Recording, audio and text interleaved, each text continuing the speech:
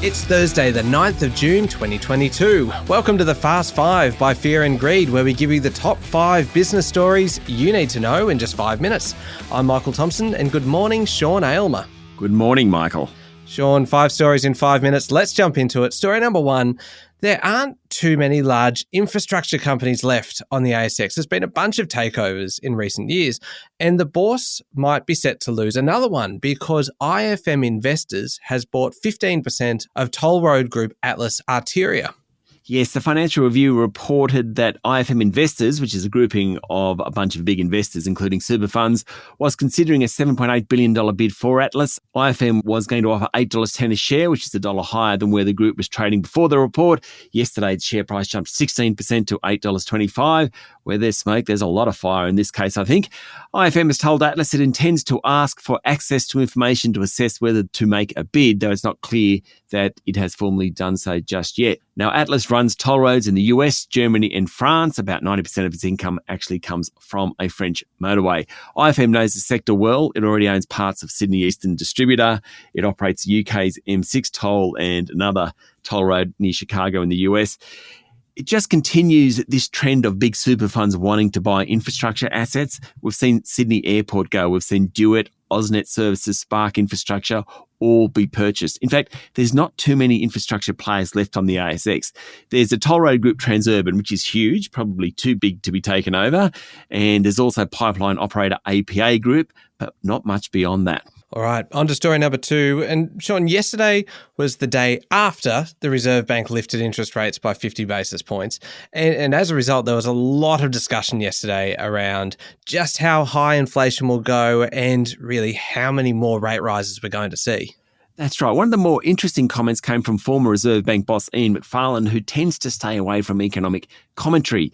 He doesn't think inflation will get back to that 2 to 3% band for quite some time. In fact, it could be between 3 to 5% for quite a few years. It might even get as high as 8% in the short term, thanks to the tight labour market and supply side shocks. What's that mean? It means interest rates are going to be a lot higher in the future.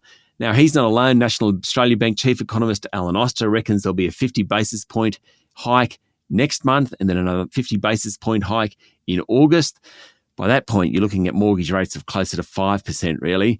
There are plenty of lenders that have already passed on the full 50 basis point increase. Westpac was first to go yesterday, Macquarie Group, Commonwealth Bank, Bank of Queensland. They're all passing it on, Michael.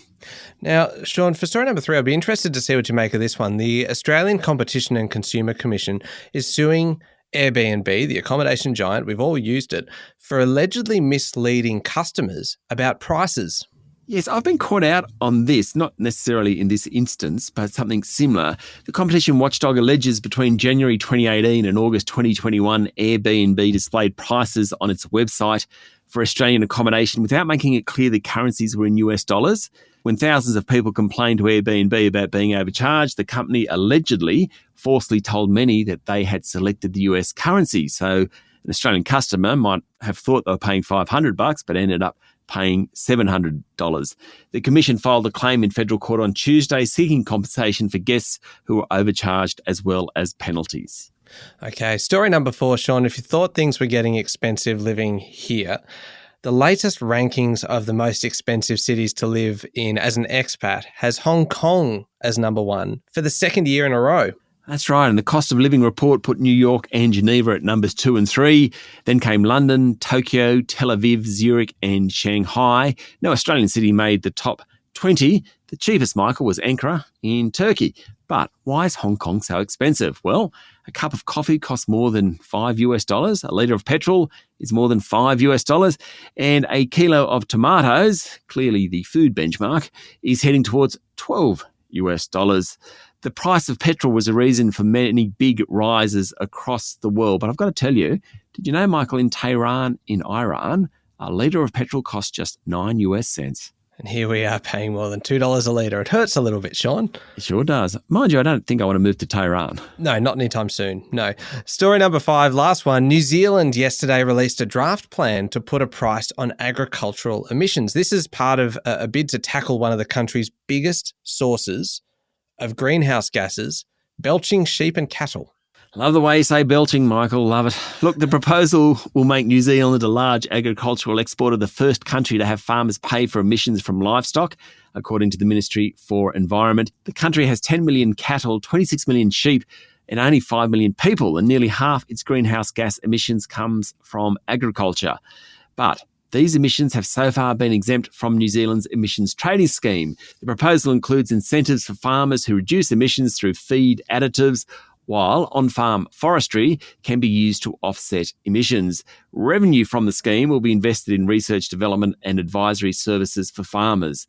It's a serious problem in New Zealand, belching sheep and cattle. I'll leave you with this question, Sean. No need to respond. But how do you think they measure how much methane comes out of each sheep or cow? Yeah, let's just leave it. That's it. The top 5 business stories in 5 minutes. Thank you, Sean.